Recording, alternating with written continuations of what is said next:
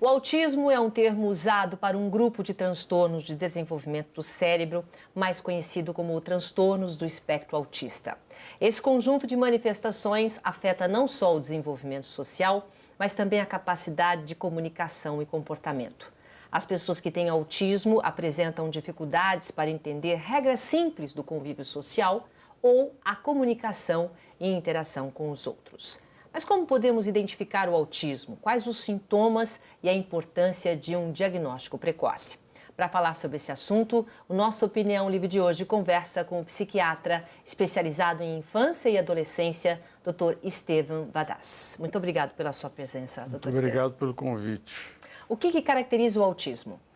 O autismo é caracterizado por uma tríade. São 3 grandes áreas afetadas. Comunicação e linguagem é o primeiro, a socialização e sociabilidade o segundo, e o terceiro é caracterizado por comportamentos repetitivos e interesses muito restritos. Nós chamamos isso de tríade e caracteriza o quadro clínico. Quais são os tipos de autismo e como é que a gente identifica cada um? Só para a gente exemplificar, para você perceber se é possível, né, perceber quando a criança tem ou não autismo.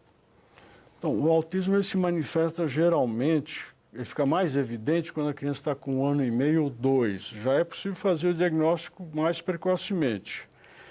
Mas aí depende da gravidade, porque o espectro é muito heterogêneo. Nós temos crianças, adolescentes e adultos com quadros muito graves e, no outro extremo, com quadros extremamente leves. Então, mas todos eles, até no máximo 3º ano de vida, manifestam esses comportamentos. E os pais devem estar alertas. O comportamento mais comum que os pais referem, se queixam, é atraso na aquisição de linguagem. Demora. Normalmente, uma criança começa a falar com 1 ano e meio, mais ou menos? 1 ano e pouquinho já começa a formar as pequenas frases iniciais. E aí, no caso do autismo, não. Demora Não. quanto tempo para começar a falar? Pode demorar anos, e muitos deles, o autismo mais grave, de baixo funcionamento, jamais falará. Mas vai adquirindo, quer dizer, quando a criança nasce, muitos testes são feitos. Existe também a possibilidade de já fazer o teste quando nasce, se tem ou não autismo, ou não é necessário? Há possibilidade de fazer alguns testes nos 8 primeiros meses. Mas isso se detectar alguma coisa ou não? Faz como rotina? Isso é feito através de tecnologia. Mas é preciso?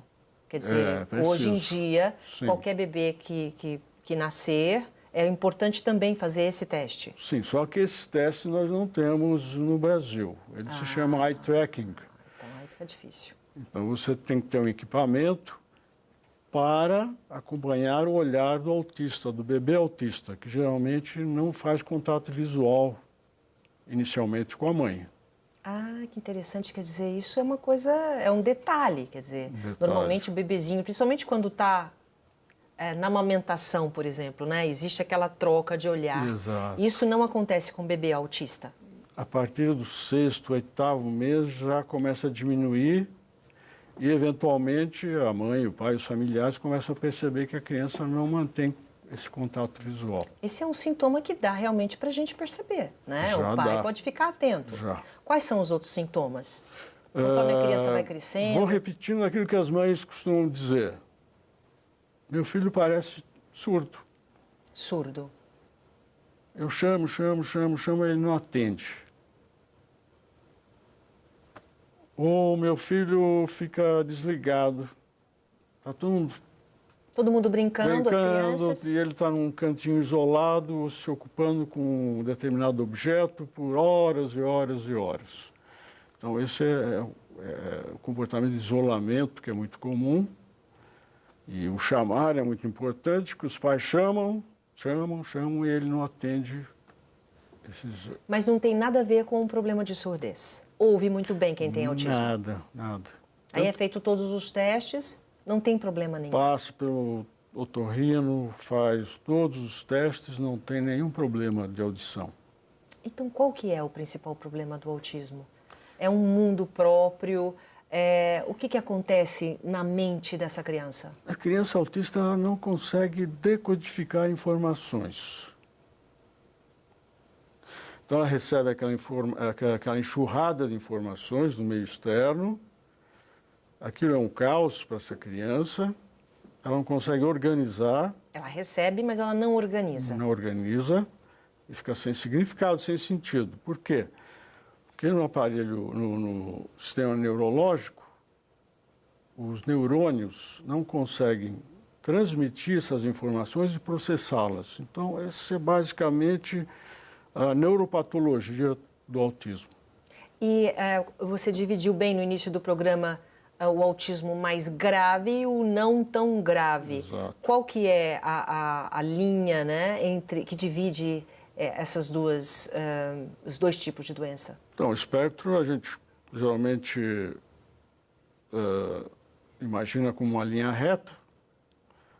Num extremo fica o baixo funcionamento, que nós chamamos tecnicamente aqueles mais graves, e no outro extremo o de altíssimo funcionamento, que nós chamamos de síndrome de Asperger. Então, entre um extremo e outro, existe uma enormidade de variações. E aí, que tipo de desenvolvimento aparentemente normal? Pode-se dizer que a criança pode ter uma vida normal? Em algum desse nível, nessa nossa linha? Não. Nunca? Não existe cura, não existe tratamento? Tratamento existe.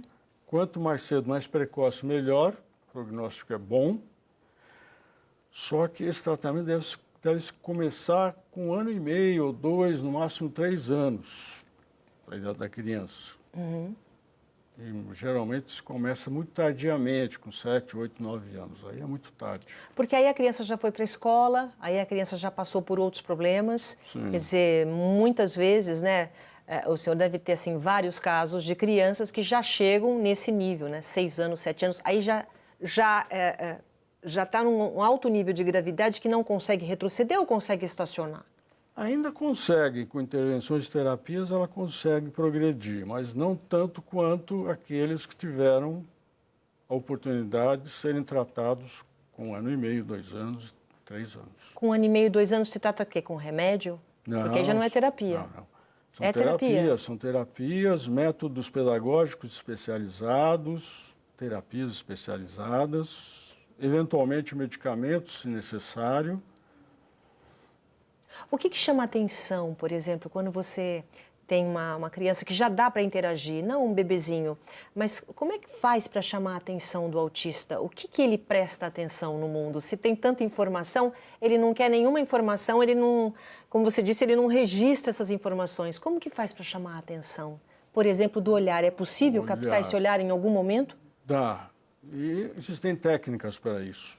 Então, é necessário associar alguns interesses que essas crianças têm, que eles têm interesses muito definidos, e associar alguma coisa, algum tipo de retorno, algum prêmio para que ele possa também se interessar por outras coisas, além de ficar horas e horas no videogame ou assistindo televisão, desenhos animados.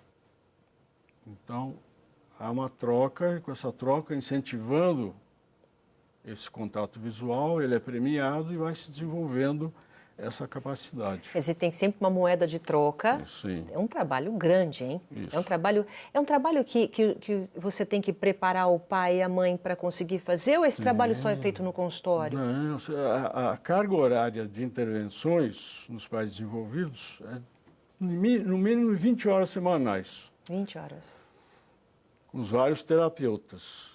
E complementado em casa pelos pais, que precisam continuar os mesmos métodos, as técnicas, durante muitos anos. Quando é recorrente, porque aí você consegue ter um assunto, a criança gosta, conseguiu captar alguma coisa, aí ela fica só naquilo, ela só quer aquilo. Sim. Ou no caso, aquele videogame, como fazer para chamar atenção para uma outra coisa, ou isso já faz parte realmente da doença e é normal, pode ser considerado normal? Isso faz parte da doença, mas não é normal. Então, o truque é inserir coisas muito mais interessantes, diversificar esses interesses, porque senão ele vai realmente ficar anos e anos fazendo as mesmas coisas. Por exemplo, assim, um exemplo que Mais você tenha comum visto. eles adoram computação, computador. Porque é vivo, né? Chama atenção, né? Não é só isso, eles têm uma facilidade inata de lidar com equipamentos eletrônicos. Ah, é? Exatamente. Quem tem autismo, quer dizer, como se um neurôniozinho fosse mais para um lado, é isso? Desenvolve outra coisa. Porque é muito lógico, é muito intuitivo. Então é inteligente. Eles são inteligentes, muitos deles são muito inteligentes. Esses com síndrome de Asperger, alguns deles são considerados gênios. Essa síndrome de Asperger é um estágio, como a gente falou, do autismo. Maior ou menor? Tem mais, é mais grave? Ele é o menos grave de todos. O menos grave é Asperger. É Asperger. Então, essa pessoa que é autista, no caso com a síndrome de Asperger, ela consegue ter uma vida normal, ela consegue interagir, ela consegue falar, ela consegue ter uma vida boa? Muito boa, mas ela tem que ser preparada para isso. Isso requer os tratamentos, a escolarização, a profissionalização e o maior problema é a inserção no mercado. Porque eles são... A inteligência é maior, então? A inteligência maior, eles são muito focados, mesmo quando adultos, em determinados assuntos ou coisas ou atividades profissionais. Então, no caso, por exemplo, numa empresa, eles são bem aproveitados em algum aspecto. A gente quer alguém que faça isso. Sim. Isso é possível? Isso é possível. Tem visto bastante resultado? Tem, por exemplo, pessoas uma coisa... no ambiente de trabalho? Está se fazendo muito, não no Brasil, mas no exterior. É aproveitar esses indivíduos nas áreas de tecnologia da informação. Então, lá no Vale do Silício, na Califórnia, existem centenas de Aspergers trabalhando com computadores, programação, eles são muito bem aproveitados. Porque é um outro tipo de inteligência. Isso já foi muito estudado. Sim. Por quê? Quer dizer, por que desenvolve? São gênios que você falou. Alguns são geniais. E tem alguma explicação por que se desenvolve mais esse tipo de aptidão ou não? Tem, porque eles têm uma facilidade muito grande com tudo que é regrado, previsível e que eles possam dominar. Então, se tiver uma rotina e é lógica, e eles puderem trabalhar em cima, com essas ferramentas, eles vão se desenvolvendo muito bem. Além de já ter essa aptidão, ainda desenvolve mais ainda. Mas, quer dizer, no caso, não gosto muito é da bagunça. Ele tem que ter uma rotina, exato. Aquela coisa equilibrada. Quer dizer, o autista, ele não pode conviver com bagunça, não. com barulho, com bagunça, não. Eles trabalham, geralmente, na área de tecnologia e informação, sozinhos.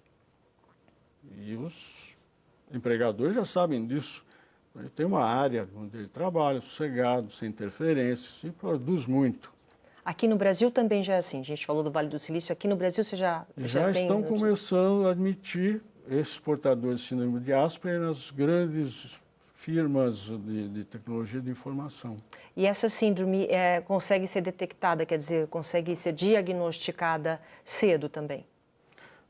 Relativamente, porque no começo todos os autistas são mais ou menos parecidos. Eles começam a se diferenciar a partir dos 4º, 5º, 6º ano de vida.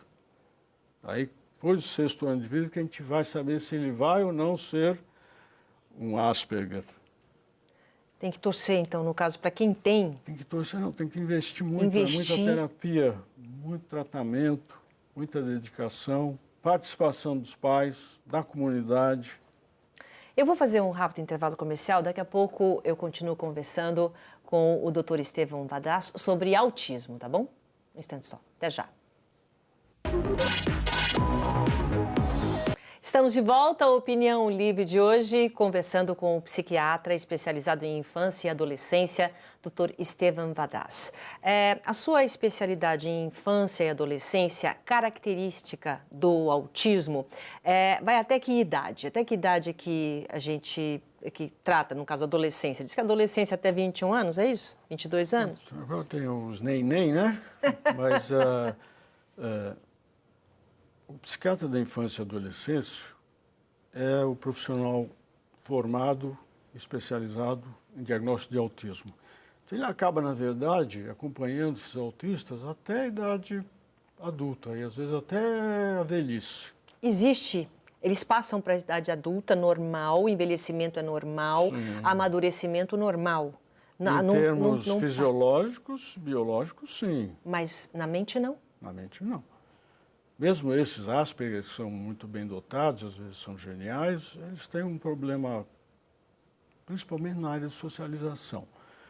Então, todos ao redor deles se referem, esse sujeito é meio excêntrico, né? Em inglês eles falam geek, né? Ele é meio genial, ele é meio excêntrico, mas é a única coisa que se percebe quando é um Asperger já adulto. Então, ele tem, o maior problema do Asperger adulto é a socialização, a sociabilidade. De resto, ele funciona muito bem. Ele é mais quieto, ele não conversa, não tem amigos. Que nível de vida normal tem um portador de autismo? Ele é mais quieto, mais isolado.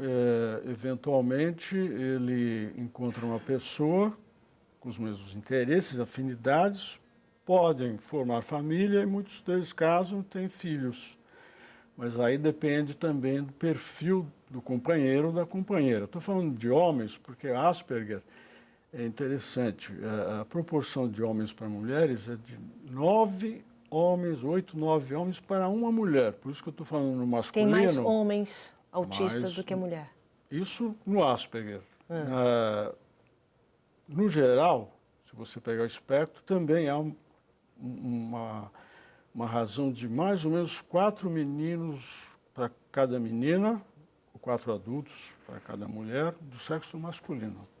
A incidência maior é no sexo masculino. Quando não é a síndrome de Asperger, quando é uma síndrome mais, no caso, quando é um nível mais grave, como é que a família lida com isso? Existe uma discriminação? Ainda existe no Brasil casos de crianças que ficam isoladas em casa, isoladas da família? Como é que está essa proporção? No caso dos mais graves, a situação é mais grave no Brasil, porque eles não têm assistência médica, não têm escolarização. As escolas não aceitam, a escola normal não aceita. Não. Mesmo nas escolas que têm um programa de inclusão, é muito difícil essa inclusão. Então, a maioria deles fica preso dentro de casa. Marginalizado. No Brasil, marginalizados. Se vão para a escola, uma escola regular, sofrem bullying, porque são extremamente ingênuos, inocentes, sofrem muita acusação. Então, alguns pais, não tendo recursos, mantêm essas crianças e adolescentes, eventualmente adultos, presos dentro de casa sem nenhuma atividade. E aí o que acontece? O que o senhor tem visto nessa... Quantos autistas a gente tem no Brasil hoje? 2 milhões. 2 milhões. E a gente Desses fica imaginando... 2 milhões eu já vi mais ou menos 3 mil casos únicos. 3 mil o quê? 3 mil casos únicos, 3 mil autistas. Tá. Então eu fico imaginando que existem aí vários autistas que estão presos nas suas casas sem ter uma vida normal. Exatamente. Não só presos, como às vezes amarrados. Amarrados? Amarrados. Porque eles são agressivos?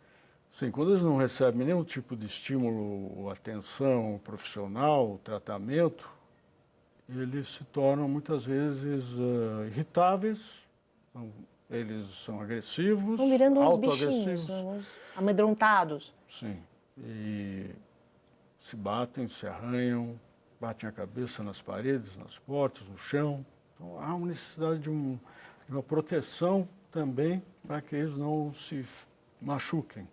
Isso significa o quê? Essa não é uma característica do autismo em alto grau, o fato de ser agressivo. Fica agressivo porque fica marginalizado, fica trancado, não é cuidado. Exato. Não é estimulado, e aí tem um lado agressivo normal. Quer dizer, sei lá, eu fico imaginando uma criança normal que é tratada que nem um bichinho, marginalizado, escondido, preso, também vai ficar agressivo. Sim, é do ser humano isso. E essa é a maioria das crianças brasileiras com autismo. E o pior é que os pais não sabem que eles são autistas. Eles não acham sabem, que é o quê? Sabe, eles acham que essa criança tem um retardo mental, ele tá Chega a falar que é retardado mental, quer dizer, existe essa confusão também? Existe. Existe muita falta de informação ainda no Brasil em relação ao autismo. A gente viu, inclusive, uma novela da Globo que passou, quer dizer, tentando colocar esse problema como, de alguma forma, natural, que precisa realmente ser tratado. Falta informação da Total, população? eu acho que a informação que a novela ofereceu foi a maior já realizada no Brasil, porque não existe nenhuma campanha de esclarecimento por parte do governo. Nas escolas médicas não há formação para os alunos de medicina. Não há? Não, nessa área eles desconhecem totalmente. Então, quem deveria saber muito a respeito é o pediatra, o neuropediatra, mas nas faculdades eles não recebem essa formação e essas informações. Mesmo? Quer dizer que um Exatamente. pediatra chega ao ponto de ele mesmo estar fazendo o diagnóstico e não conseguir detectar, não conseguir diagnosticar que a criança tem autismo? Exatamente. A gente está refém também de péssimos profissionais ou isso é culpa do governo? São bons profissionais, são ótimos profissionais, só que eles não há no currículo médico essa formação, essa informação. Eles não têm essa informação. Mas por que esse descaso, doutor? Por quê? Uma situação que é assim... Não são todas as faculdades. Aqui em São Paulo nós temos 3 grandes faculdades de medicina que têm informação para os alunos de medicina relativos aos transtornos do espectro autista. O que a gente tem de evolução, então, aqui no Brasil, que a gente pode contar, e o que as famílias podem fazer para melhorar isso, já que a situação não é muito boa, pelo que dá para entender, né? As famílias, elas devem fazer o que fazem em todos os países. Elas devem se unir, formar grandes associações de pais e pressionar o governo para que o governo providencie e ofereça serviços, coisa que até hoje o governo não fez. Existe até uma lei de 2012 que prevê todos esses benefícios, todos os tratamentos e atendimentos, mas não saiu do papel até agora. Bom, no caso, a família, né? A família que tem um autista ou uma criança, um adolescente, muitas vezes sem recursos para ter um tratamento, eu não sei qual é o nível, né? Quanto custa um tratamento desse, e acaba tendo que deixar a criança em casa, muitas vezes com uma funcionária. Como é que, quem está assistindo a gente, como é que tem que agir para melhorar a situação e não chegar nesse nível de agressividade que o senhor me falou, das crianças se arranharem, enfim. O que tem que fazer, doutor? Nós precisamos crescer como civilização e cultura. O Brasil está muito atrasado. Nessa área de autismo, nosso atraso é de pelo menos 50 anos. 50 anos? 50 anos. É bem atrasado. É meio século em relação aos países desenvolvidos. Então, nós temos aí tanta coisa para fazer que vai levar mais 50 anos. Mas a família em si, então vamos falar, eu tenho alguém na minha casa, que tipo de amor eu tenho que dar, que tipo de atenção, precisa de 24 horas ficar tomando conta, o que eu preciso fazer? No Brasil, você precisa, como mãe ou pai, ou avós ou tios, correr atrás de informação, porque tem muita informação, mas não dado pelo governo. Então, você tem que procurar informação, correr atrás. Porque se não existe no serviço público atendimento, você tem que criar esses recursos em casa. Uhum. E você tem acesso na internet, você tem muita coisa, você pode ter. Mas muita assim, informação. que você pudesse dar uma adiantada, então, o que a gente pode fazer? Tem uma alimentação diferente, o amor é muito importante, com carinho, tem que ter alguém tomando conta o dia inteiro. Só algumas dicas para a gente ter uma... Cuidados o dia inteiro. O dia inteiro tem que ter alguém tomando conta. Tem. Babá mesmo. Ficar tomando conta. Pai e mãe que não tem recursos, é o pai que não vai trabalhar, ou a mãe que não vai trabalhar, porque tem que ficar em casa com o filho. Tá, porque ele pode fazer alguma coisa Pode no sentido de... Porque não tem noção de perigo, pode fugir de casa, pode sair, atravessar uma rua, uma avenida. Uma janela também tem que estar protegida? Protegida. Não tem noção do medo, não tem noção de nada? Não. Eles se machucam e tem um fenômeno interessante que eles sentem menos dor do que nós. Ah, é? Exatamente. Então, os pais, os familiares são reféns dessa criança, na verdade, infelizmente. É 24 horas de cuidados. Uma distração, essa criança pode cair, pode se jogar, pode fugir. Então, 24 horas alguém. Por isso que você disse que muitas famílias, até por falta de informação e falta de recurso, amarram essas crianças e prendem essas crianças. Exatamente. Não para judiar, porque não tem como. Não tem como. Tem medo que essa criança se machuque, é isso? Exato. Se eles não são amarrados, eles são contidos dentro de um cômodo, trancados dentro de um cômodo. Ficam que nem uns bichinhos. Tem clínicas especializadas já para tratar autista? Tem, no Brasil tem. Em São Paulo, principalmente, existem muitas clínicas. Mas nada do governo? Nada tudo do governo. Pago e caro? Tudo pago e caro. E os serviços universitários. Isso em São Paulo existe. Serviços? Universitários. Tá, já existe então, quer dizer, um tipo de cultura já sendo mudada. Você vê alguma evolução nisso Sim, ou não? as principais universidades em São Paulo, nas faculdades de medicina, na USP, na Unifesp, na Santa Casa, existem núcleos especializados em atendimento ao autismo. E quanto tempo, só para a gente terminar, a gente está acabando já, falta um minutinho, quanto tempo precisa e quanto falta para trazer, por exemplo, um aparelho, essa aparelhagem que já detecta logo no nascimento que essa criança tem autismo para evitar mais problemas? Esse aparelho, na verdade, que custava $10 mil alguns anos atrás, hoje custa $100. Então precisa de boa vontade, é isso? Precisa de informação, de pessoas que conheçam esse recurso. Quem deveria usar isso é o pediatra. Uhum. Porque a gente faz hoje diagnóstico precoce com um tablet, um aplicativo especializado. Muito bem. Doutor, obrigada pela sua presença aqui, tá? Pelos seus esclarecimentos. A gente fica torcendo para que esse cenário se modifique. Tomara. Viu? Muito obrigado pelo convite. Muito obrigada pela sua presença aqui. O nosso Opinião Livre de hoje fica por aqui. Obrigado pela sua companhia e até a próxima. Tchau.